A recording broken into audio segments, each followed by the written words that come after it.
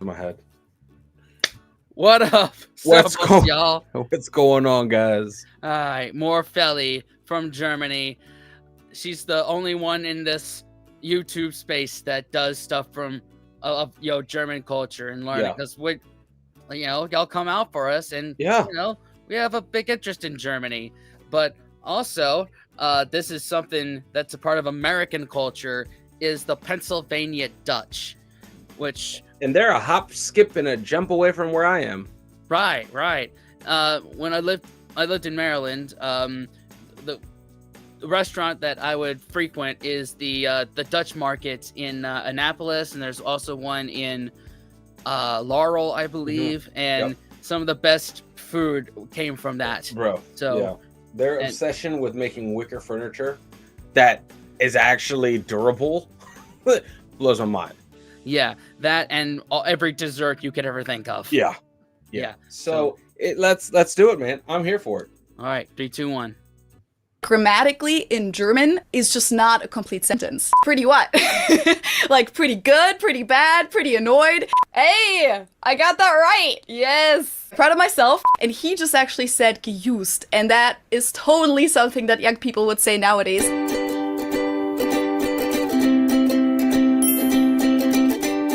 Hello, servus, and welcome back to my YouTube channel. My name is Feli. I'm originally from Munich, Germany, but I've been living here in Cincinnati, Ohio, on and off since 2016.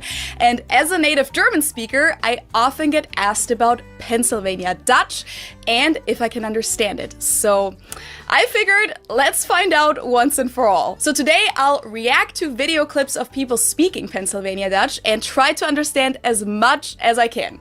We'll see how it goes. But first, for those of you who are currently sitting in front of your screen with big question marks in your eyes, let's talk about what Pennsylvania Dutch even is. And no worries, it's totally okay not to know that. I honestly only know because it's a topic that has to do with the German language and the US, so naturally I've come across this topic a few times in the last few years. So to keep it relatively short, Pennsylvania Dutch can refer to a group of people, the Pennsylvania Dutch, but also to the language that those people speak, which is basically somewhat of a German dialect. It goes back to immigrants from German-speaking territories, mainly from the Rhineland area, Palatinate, Baden-Württemberg, and Hessen, who left their home in the 17th and 18th century to escape religious persecution in Europe and settled in Pennsylvania in hope of religious freedom that William Penn, who founded the colony of Pennsylvania, had publicly promised. Since most of them came here to practice religious freedom, their religions obviously played a big role in their lives and still do today. Two of the most well-known groups of Pennsylvania Dutch are the Amish and Mennonites,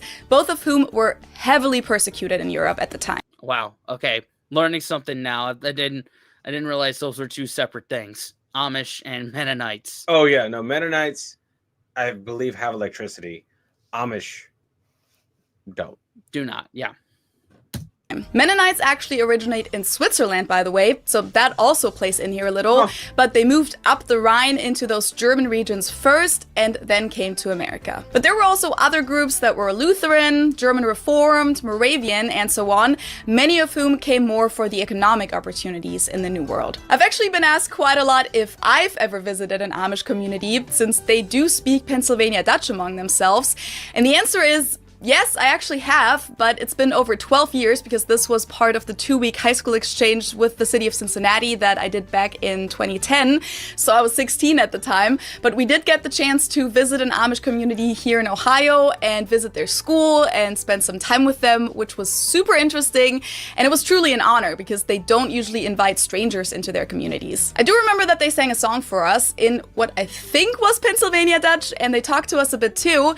And I think we understood them for the most part, but I don't remember exactly how much, to be honest. Now, the biggest question that usually comes up about this is, why are they called Pennsylvania Dutch if they were actually Germans and not from the Netherlands? Well, when they first came over, they called themselves Deutsch, in standard German Deutsch, which, as you might know, is German for German. So Deutsch is the language, or I would say Ich bin Deutsch, I am Deutsch, and our country is Deutschland. But back in the 17th and 18th century, there was no unified Germany. It was a bunch of different kingdoms and duchies and the like. And in the English language, the word Dutch that has the same origin as Deutsch, Dutch, Deutsch, simply refer to the people in that general area, including today's Netherlands. They didn't really differentiate between people from the Germany region and the Netherlands region at the time. I actually explained all of... Okay. Learning something else new here. So that's synonymous with an area. Yeah, that region of Europe. Like it included, what we now know today as Germany. Okay. Yeah.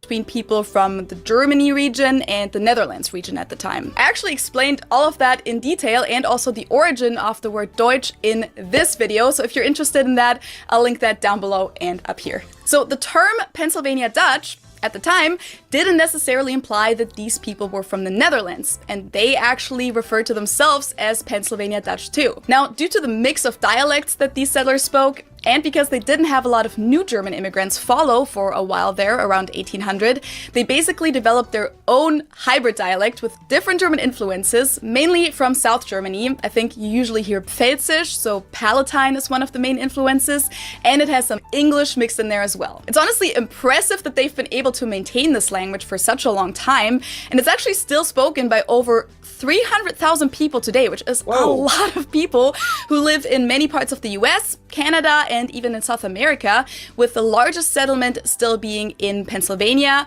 in and around Lancaster County. Okay, so with that background knowledge, let's check out some real-life spoken Pennsylvania Dutch, and let's see how much I, as a native German speaker, can understand. I just picked out some videos on YouTube that I'm gonna be going through. I'll link them down below for you if you want to see the full video, but we'll probably just kind of be skipping through them a little bit. Okay, so you know the drill. I'm gonna be watching down here on my laptop. I'm gonna obviously put the picture on the screen for you, and the first video that I have here is from Wiki Tongues, and it's called Dale Speaking Pennsylvania German in English, so let's check it out.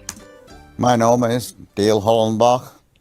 Ik was een teacher in de Fleetwood Middelschool for 32 jaar. Okay, so far I can understand everything. It honestly just sounds like a dialect of German, literally. He said his name, Dale, I already forgot, Hallenbach or something like that. And he said that he's been a teacher at the, Fleetwood Middle School for 32 years. Nou, see if it gets trickier. Maar voor Duits, Pennsylvanisch Duitse dingen lezen te doen. Pennsylvanisch Duits. De eerste is entitled Pitter Pitter Karps Fresser. What? Pitter Pitter Karps Fresser. Hadden Frau, die wees net besser. Halt sie in die Karpsstall. Gleich sie dat noch best von all. Okay, yeah, it did get trickier. So now he started reading some kind of like sayings or phrases, idioms, poems, I don't know what these are exactly, in Pennsylvania Dutch. And I think those are just trickier because it's like poems or idioms or rhymes are usually not with the most common words in a language, if that makes sense. Even like an English poem often uses like some old-fashioned language. And I did not understand that, to be honest. I mean, I understood like a few words, but I can't really put together the sense of it. So let's go back and try again. Yeah, and I'm noticing he has a bit of an American accent as well, or like something that is at least Americanized. Like a Pennsylvanian accent. Yeah, Pennsylvanian. Very like, American. Yeah. It's like an American, like almost learned German. Yeah. And it's to me, it's like, okay, so is Pennsylvania Dutch the Portuguese or Spanish? Like almost. Yeah. It's we like took just the same classes, and then we're like, we're gonna do our own thing and just fucking. It's like an English speaker, saying another language in their own accent. So it's like saying to you, por favor, instead of por favor or something like that. Yeah, got it. Okay, I mean, I'll go with I've never heard this cryptic language at all. Yeah, me neither. And if I have, I didn't know it. Yeah, I'm just saying. Mm-hmm. Pitter Karps Fresser. Pitter Pitter Karps Fresser. Hadden Frau, die wees net besser. Hat eine Frau, die weiß es nicht besser. So far, like, it sounds like it's about a Peter. And maybe he has a wife who doesn't know any better, but I'm not quite sure if that's what he's saying. Sie dat nog best van all. Peter, Peter, Karabs Fresser. Mein da gleich den Henri besser. Something besser. Auch nicht besser. Something. Sel is gar nicht schön. Musst zu deine erste gehen. Okay. Something is gar nicht schön, muss zu deiner ersten gehen. So something is not pretty, you're supposed to go to your first. Maybe your first wife? Peter, Peter, Karabs Fresser. Gleich den Henri doch nicht besser. Londer Leser, Londer Schreiber, will bei die erste bleiben. I think, if I were to guess, I think this is about a guy named Peter who's like cheating on his wife. And it's basically about, it's different but not better, I think. And it would have been better to stay with your first wife. But I could be totally wrong. Now I will read it in English. Okay, Well, let's see. told you. Peter, Peter, pumpkin eater, has a wife she knows no better. Keeps Okay. her in a pumpkin crib, she likes it there best of all. Peter, Peter, pumpkin eater, thinks he likes another better. Peter, that's not nice at all, you must go to your first one. Peter, Peter, pumpkin eater, still doesn't like the other one better. He learns to read, he learns to write, he decides to stick to the first one. Okay, honestly, I'm not even that much smarter now. That's what I meant. Like, poems are often so complicated and like a little bit cryptic. I am still not 100% sure what this is about, what pumpkin eater means. Feli, it's pumpkin eater. How deaf are you?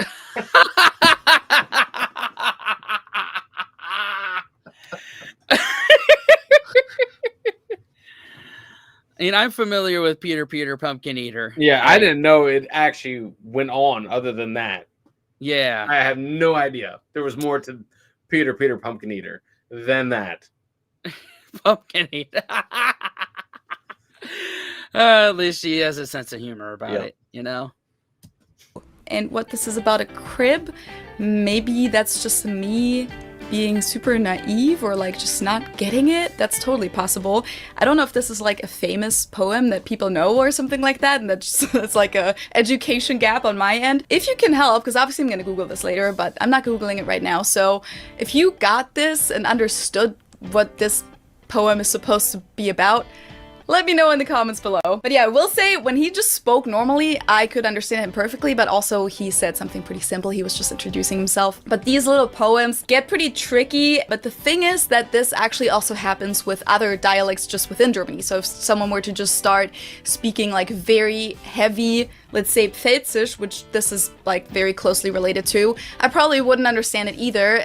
Or if someone were to speak Plattdeutsch, so Low German, I probably wouldn't be able to understand it. So it's kind of similar to that, I feel like. And you can definitely also hear the English influence in his pronunciation, which I know I say this kind of a lot in my videos, that, for example, when Americans speak German, they often sound a little bit Dutch, but Dutch is a mix of German and English, so like, and by Dutch now, I mean actually like the language that they speak in the Netherlands. And I do feel like this, just by listening to it, it does kind of have like a Dutch ring to it. And what's so funny about it is that it does sound German though. Like, there's all these German words and German pronunciation in there. So in the first moment you kind of think, oh yeah, I can understand this. And then it's like, wait, but I don't actually understand what he's saying. Like, I can understand the words and I recognize the words, but I can't really make sense of it. Let's look at another video. This one is on the Philadelphia Inquirer channel, and it's called Patrick Donmeyer, Pennsylvania Dutch Phrases. It's just 1 minute long, so.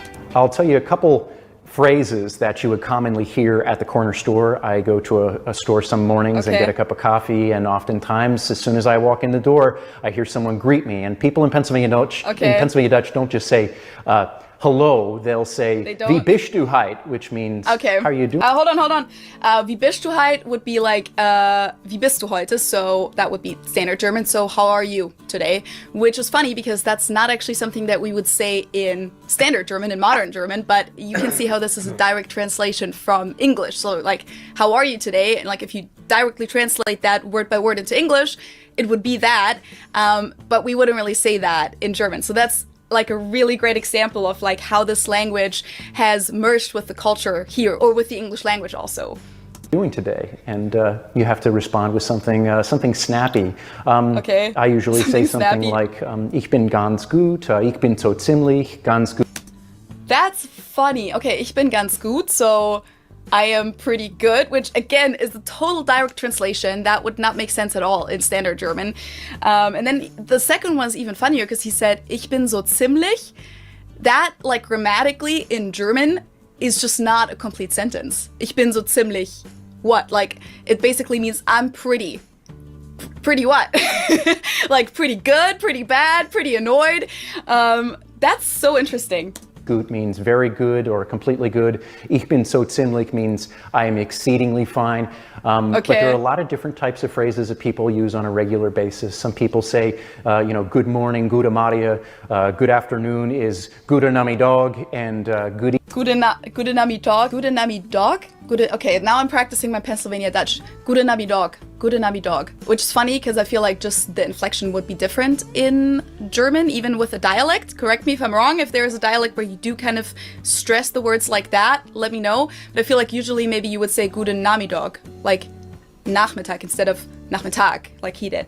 Just like little things that stand out. Good evening is Guten Abend. There's a lot of different phrases that people memorize, even if they're not native speakers of the language, because it builds a sense of solidarity with people in this area for those people who value the language and value their connection to it. Even knowing a few words and phrases can establish an immediate sense of rapport with people in your community. Wow. That's awesome. So basically what he's saying is that, or at least from what I understood from this, because there wasn't really an introduction, it sounds like even people who don't speak Pennsylvania Dutch natively remember these phrases to kind of show respect to the Pennsylvania Dutch community around them.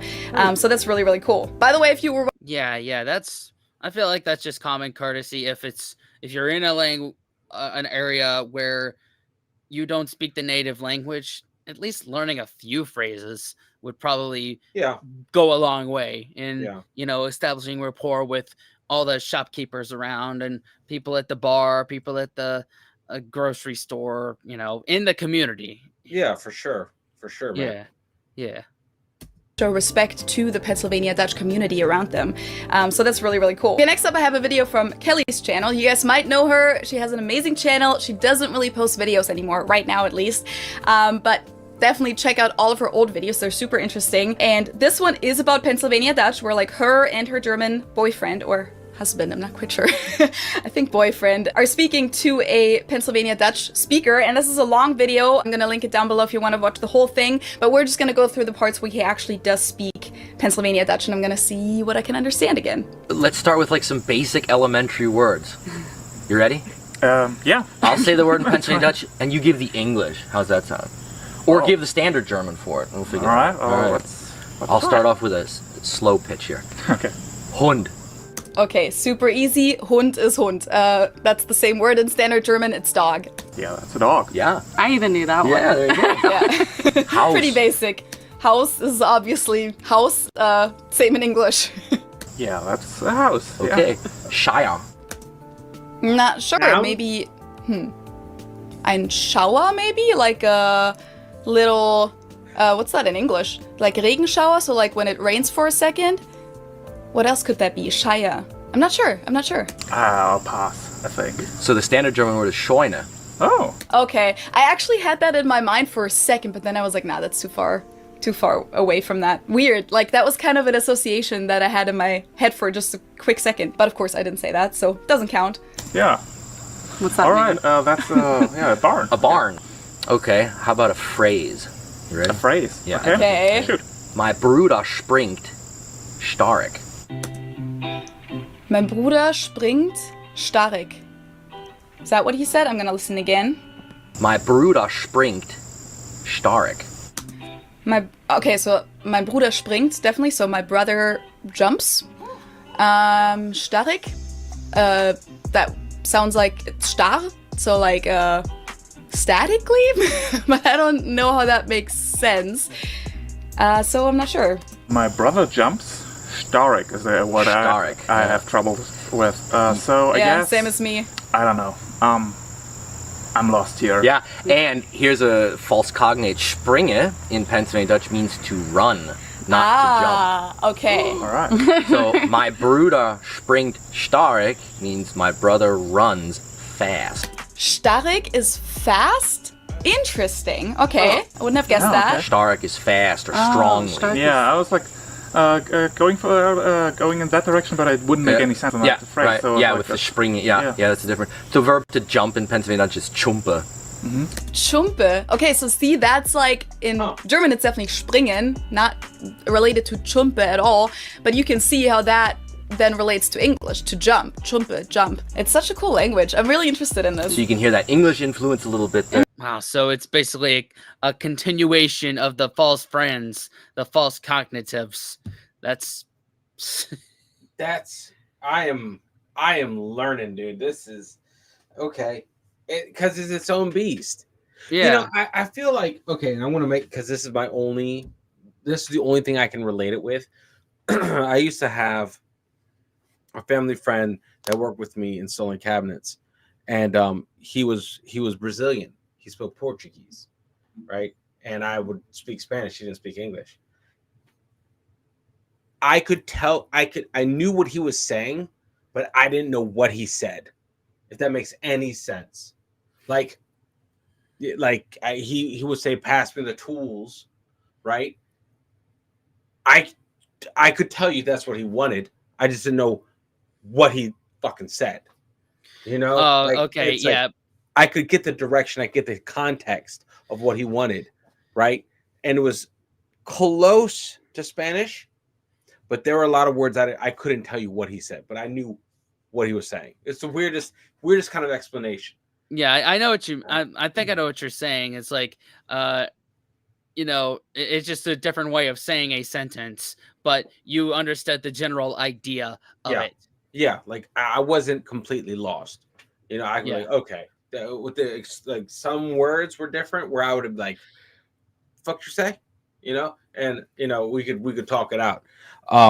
But yeah, no, okay, so it's like close enough to almost make sense to Feli, but there are some words that are like throwing the whole, like it doesn't make sense in the context. It's like that word would never belong there. Yeah. So what's going on with the whole sentence? So, yeah. Like Feli could be dropped in Lancaster County, and if she encountered some people speaking Pennsylvania Dutch, she could communicate with them effectively. Yeah, that's what I would say. Yeah, exactly. Yeah. Chumpe, jump. It's such a cool language. I'm really interested in this. So you can hear that English influence a little bit there. Yeah. Chumpe. Yeah. Okay. Yeah. My dotty hut can do walk me. Okay. So my daddy, or I don't want to repeat it wrong, but that definitely sounded like it's English influence. So my daddy, my dad, mein Vater, hat kein something mehr. So doesn't have da-da-da anymore. Do-walk? Is that what he said? Okay, so my first guess, because like, ak, maybe tabak. That's the only thing that I can think of. Like, tabak would be tobacco. I have no clue, though. Can I hear that one more time? Yeah, sure. My dotty hut can do walk me.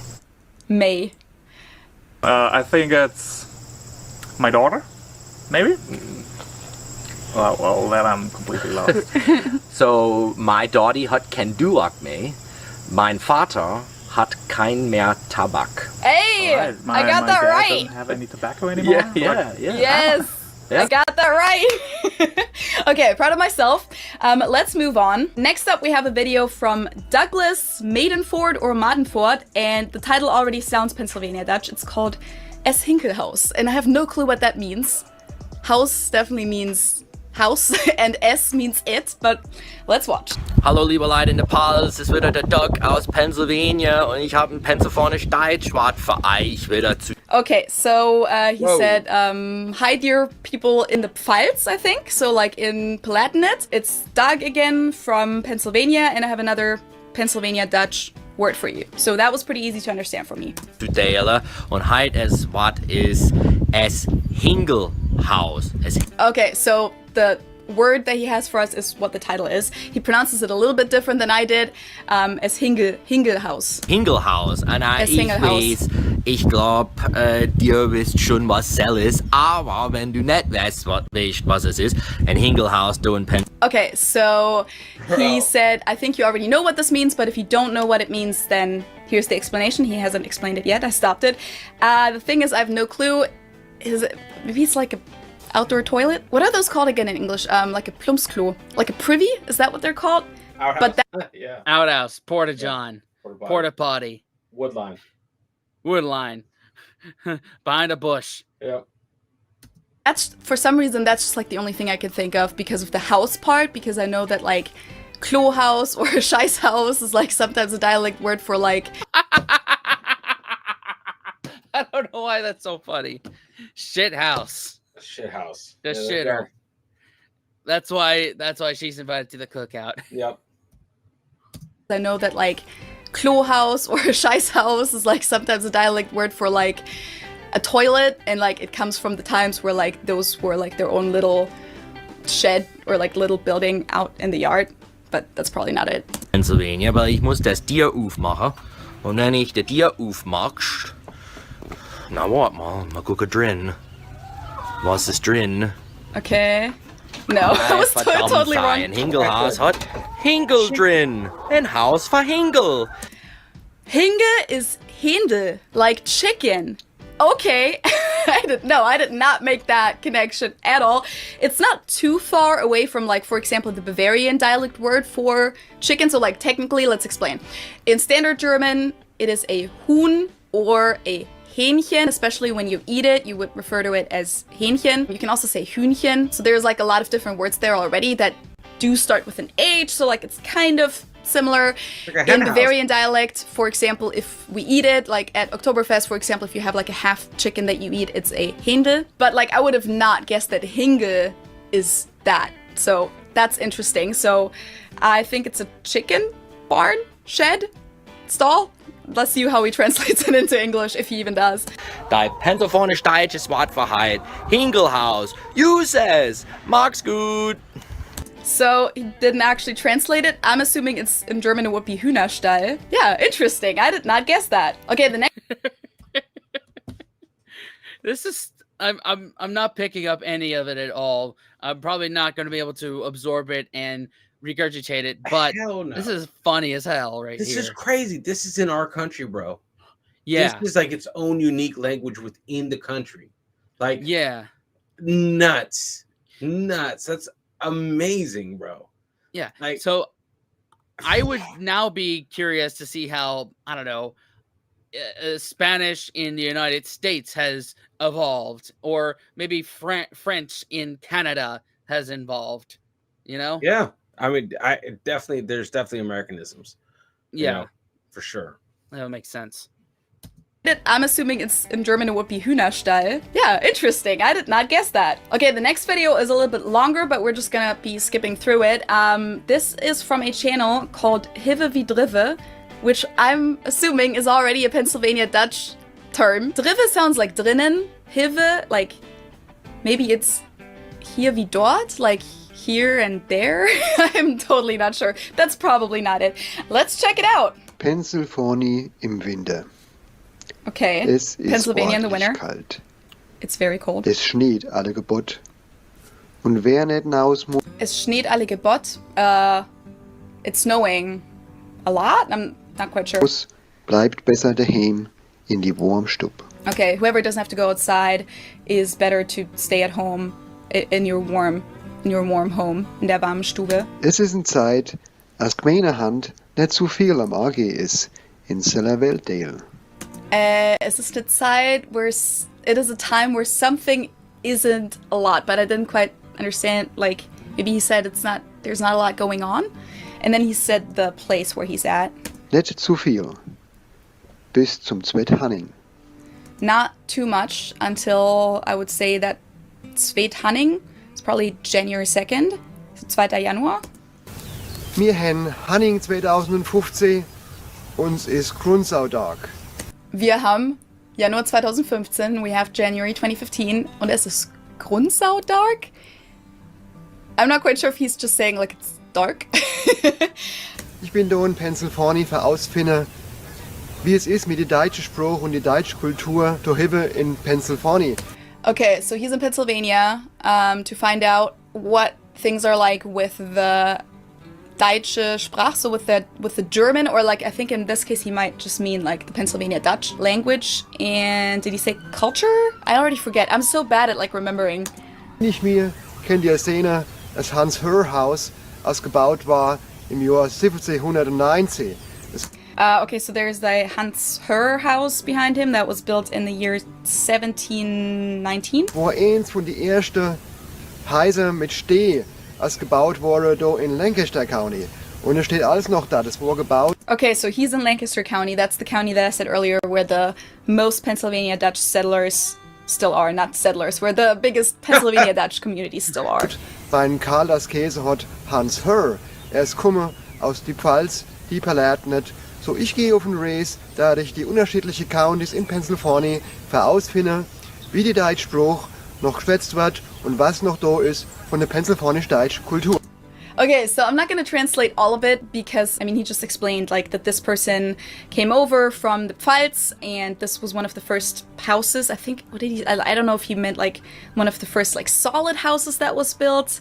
It was the first house of some sort. It was built at the time in 1719 in that area. And he said that he is kind of going around that area to find out how much is still left of the Pennsylvania Dutch language and culture. Oh yeah, and what was also really funny is that he said geschwätzt instead of like gesprochen. So like schwätzen is already a German dialect term that is mainly known for like the Schwäbisch dialect, maybe I'm not quite sure if they say it in Badisch as well, in Pfälzisch, I think in Hessisch. Yeah, that sounds like so cute. Like schwätzen is just like a very not funny sounding dialect term, but it's just like it sounds so much more approachable and cute than just like to talk, if that makes sense. So that was really cute that he just like said it, but I think it's their normal word that they use for talking. Wow. Well, deel van het komen, weil das ist was ihre Familie geschwätzt haben, ihre Eltern und She just said it too. So someone came because das ist, was ihre Familie geschwätzt hat. That's what her family talked.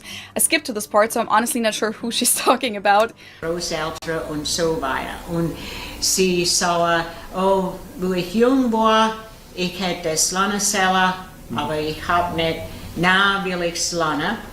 Okay, so she said, and also her grandparents spoke it, and, well, she's talking about someone in third person, so, like, it's gonna get kind of complicated with me translating it, but she's talking about another person. She is talking about how this woman said that she should have learned it when she was younger, but now she wants to learn it.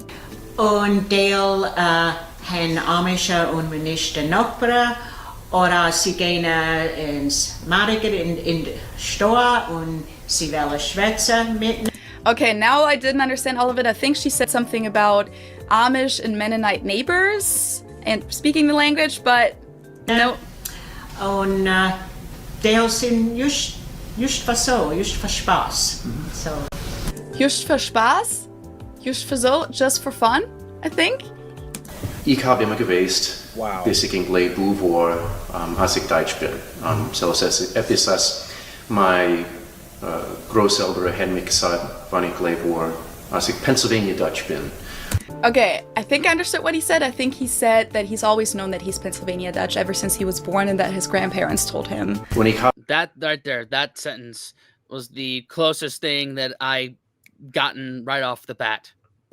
Bro, it honestly, it to me, since I'm obviously I don't know German at all, okay? It sounds like someone's hitting rewind. like it sounds like someone's hitting rewind on a German speaker. Like that's what I'm getting, and it's not I'm not trying to poke fun. I'm just like, yo, the fact that she can pick out these things is nuts to me, bro. Yeah, it's so different that she's having trouble picking things out, but she can pick things fucking out. Yeah. And this is right up the road, man. This is literally, I can get to this place within an hour, and they have their own language. Yeah. Yeah, I'm pretty sure most of them speak English, but well, yeah, I was yeah, I was hoping that I get more like I guess I'm looking at the wrong video for like what to do in Lancaster County, and this is one little piece of it. You know, Pennsylvania Dutch. Yeah, this is what they talk behind the counters. Yeah, behind where they make the furniture. This is what you hear. Yeah, or the pies. That's what they're talking shit about you behind your back. Yeah, that's what it is. That's what it is. That's although Germans are very direct, so I don't think they would talk behind your back. But it's interesting though, because like it's kind of like they took German and they infused quirky emotional warmth into it. So like they Americanized German. Yes. With the warm greetings and responses that doesn't fit in German, because she knew it was like we would never say that. It's German, but we would never say that. Right. That's crazy. Net allemaal geweest was es meint. But he hasn't always known what it meant. Mein Vater, sein Vater, hat Pennsylvanisch Deutsch gelernt. His dad's dad learned Pennsylvania Dutch. War, aber hat es vergessen, when an adult war.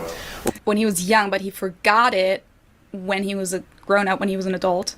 When ein bisschen älter war, hat viel Klasse mit der Groundhog Lodges eingenommen. Und hat es geused alle Tag, when älter war. That honestly sounds like he's speaking Danglish, which is like, you guys might know Spanglish, or if you've watched my channel before, you might know Danglish as well. Danglish, which is a mix of German and English, which is something that we kind of not speak in Germany, but like it's a modern day slang that a lot of young people use a whole lot of English words in their everyday vocabulary. They will just say, das ist ja total weird, ja, das war total random. Oh, this is yeah, scary, spooky. Like there's like a bunch of words. And we'll also do this thing where we will use an English verb, but then Germanize it and use the German conjugation and the German past form for it. And he just actually said geused. And that is totally something that young people would say nowadays. Like, for example, we will say gedownloaded, which is the English word download, but then we make it German, like when we say, ich habe ein Programm runtergeladen, and when we say, I downloaded something, we would say, ich habe es gedownloaded. Not everyone says it like that, but a lot of people do. And so it was just really funny because this one word, like apparently they do that with some words too, but of course to them it's not like slang, but it just made him sound like he was speaking like German youth language for a second there. So when wow! Oh my god! We're not so different, you and I, when it comes to, I can't think of any examples off the top of my head, but I know sometimes I use Spanglish or French-ish, French-glish. I don't know. Yeah. But yeah, it's just people are always looking for proficiency, and that rises in language more times than not. Right. Like I know I've said it's something is no bueno sometimes. And you know exactly what I'm talking about, or something is vie magnifique, or oui oui, or something like that, or yeah, definitely. So okay, so they have their Englishisms. They're not Englishisms. They're Ganglish, Danglish. Okay. Yeah. This made him sound like he was speaking like German youth language for a second there. So, wenn ich ein Kind war, ich habe ihm gehört allemal Deutsch geschwätzt. Er hat mir gesagt, schick dich und Dinge so wie behäftig.